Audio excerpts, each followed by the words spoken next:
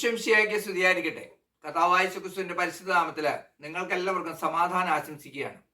ഇന്നേ ദിവസം നമ്മൾ ചിന്തിക്കുന്ന തിരുവചന ഭാഗം വിശുദ്ധ ലൂക്ക എഴുതിയ സുവിശേഷം 13-ാം അധ്യായം അതിന്റെ 6 മുതൽ 9 വരെയുള്ള തിരുവചനങ്ങളാണ്. ഫലം തരാത്ത അത്തിവൃക്ഷം. അവൻ ഈ ഉപമ പറഞ്ഞു. ഒരുവൻ മുന്തിരിത്തോട്ടത്തിൽ ഒരു അത്തിവൃക്ഷം നട്ടുപിടിപ്പിച്ചു. അതിൽ പഴമുണ്ടോ എന്ന് നോക്കാൻ അവൻ വന്നു. എന്നാൽ ഒന്നും കണ്ടില്ല. അപ്പോൾ അവൻ കൃഷിക്കാരനോട് പറഞ്ഞു, 3 വർഷമായി ഞാൻ ഈ അത്തിവൃക്ഷത്തിൽ നിന്ന് ഫലം അന്വേഷിച്ചു വരുന്നു, ഒന്നും കാണുന്നില്ല. അത് വെട്ടിക്കളയുക, എന്തിന് നിലം പാഴാക്കണം?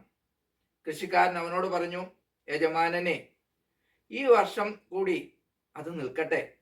ഞാൻ അതിൻ്റെ ചുവട് കിളച്ച് വളമിടാം. മേലിൽ അത് ഫലം നൽകിയേക്കാം. ഇല്ലെങ്കിൽ നീ അത് വെട്ടിക്കളഞ്ഞുകൊള്ളുക.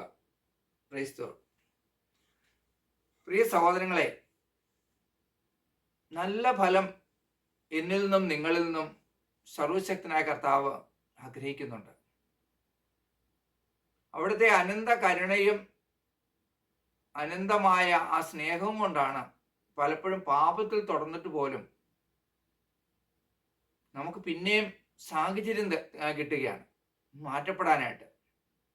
പല വിധത്തിലും മാറ്റപ്പെടാനായിട്ട് നമുക്ക് സാഹചര്യങ്ങൾ തന്നിട്ട് പോലും നമ്മൾ മറുതലിക്കുകയാണ്.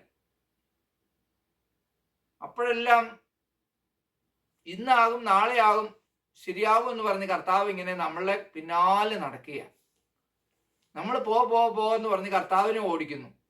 കർത്താവ് നമ്മുടെ പിന്നാലെ ഇങ്ങനെ എല്ലാ നിമിഷവും നമ്മൾ എത്ര മോശമായ അവസ്ഥയിൽ നടക്കുന്ന അവസ്ഥയിലാണെങ്കിൽ പോലും ഈശോ നമ്മളെ വീണ്ടെടുക്കാൻ ആഗ്രഹിക്കുന്നുണ്ട്.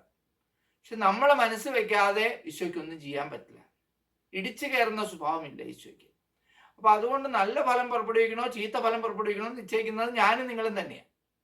ഒന്ന് തിരിഞ്ഞു നോക്കാം. നമ്മുടെ ജീവിതത്തിൽ നല്ല ഫലം പുറപ്പെടുവിക്കാൻ എനിക്ക് നിങ്ങൾക്ക് സാധിക്കുന്നുണ്ടോ? ഇല്ല എങ്കിൽ സർവശക്തനായ കർത്താവ് വേദനയോടെ ഇരിക്കുകയാണ്.